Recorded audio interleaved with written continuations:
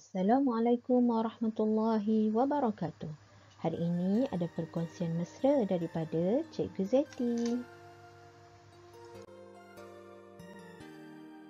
Hari ini kita akan belajar perkara muamalat darjah 6, pelajaran 4 yang bertajuk Al-Luqatah.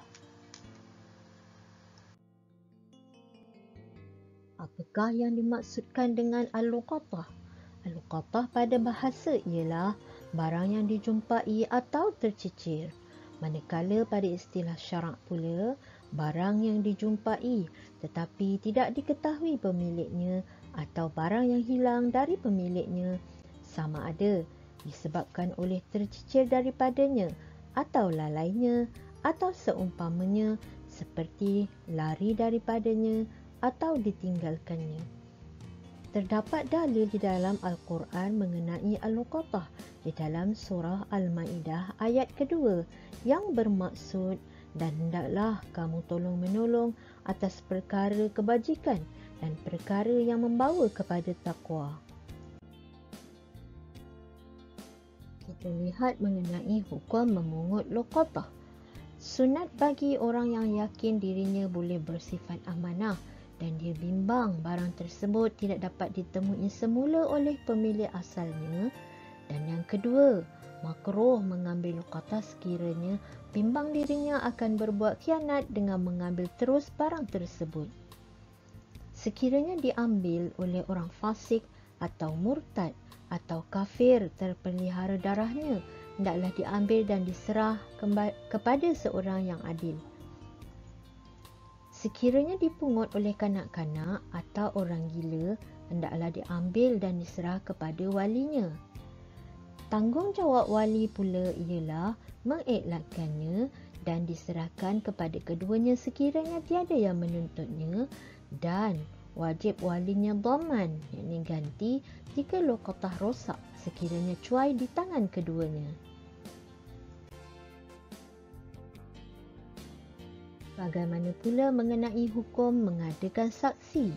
Hukum mengadakan saksi sewaktu memungut luqatah adalah sunat supaya mengelakkan diri dari perbuatan khianat dan tidak amanah, dan mengelakkan waris pemungut luqatah dari mendakwa bahawa barang itu adalah harta pusaka.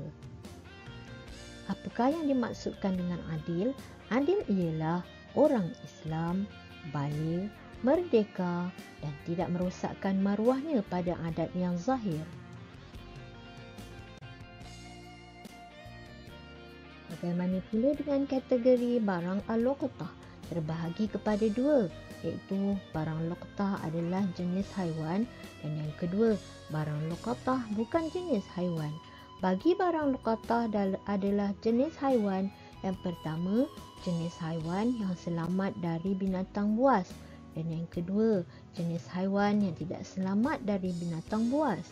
Manakala bagi barang luqatah bukan jenis haiwan, yang pertama harus memungut luqatah selain binatang seperti wang, pakaian dan sebagainya.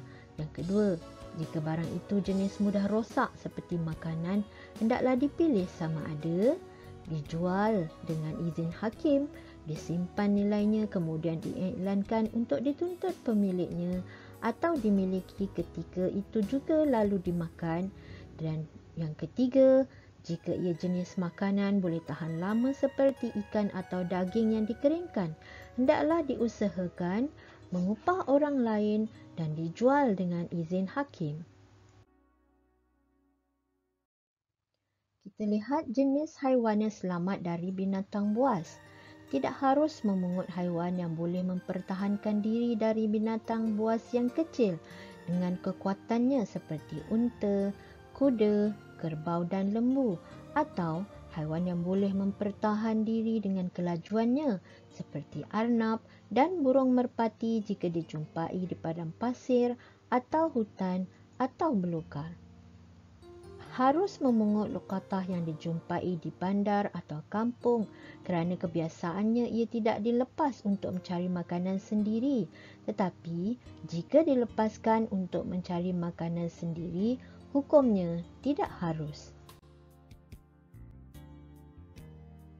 Jenis haiwan yang tidak selamat dari binatang buas pula ialah harus memungut haiwan yang tidak boleh mempertahankan diri dari binatang buas yang kecil seperti kambing, anak kerbau, anak lembu atau kerbau yang sakit. Jika dipungut dengan tujuan untuk memiliki, hendaklah diiklankan terlebih dahulu dan boleh dimiliki jika tidak dituntut tuannya atau dijual dengan izin hakim dan dibayar harga jika dituntut oleh tuannya. Pelajar-pelajar semua, apakah tujuan memungut al-luqatah? Iaitu jika dipungut untuk menjaganya selama-lamanya, jadilah ia barang amanah. Qadi wajib menerimanya jika diserahkan kepadanya dan tidak wajib iklan. Jika dipungut untuk tujuan khianat, jadilah dia dhamin, yakni penjamin dan tidak harus memilikinya. Seterusnya, jika dipungut untuk diiklankan dan kemudian dimiliki sekiranya tiada yang menuntut, jadilah barang itu amanah dalam masa pengiklanan. Dan jika dipungut tanpa tujuan, jadilah barang itu amanah ke atasnya dan harus dimiliki dengan syarat-syaratnya. Baiklah pelajar-pelajar, itu saja untuk sesi pembelajaran kita pada hari ini. Cikgu ucapkan selamat menuntut ilmu. Assalamualaikum warahmatullahi wabarakatuh.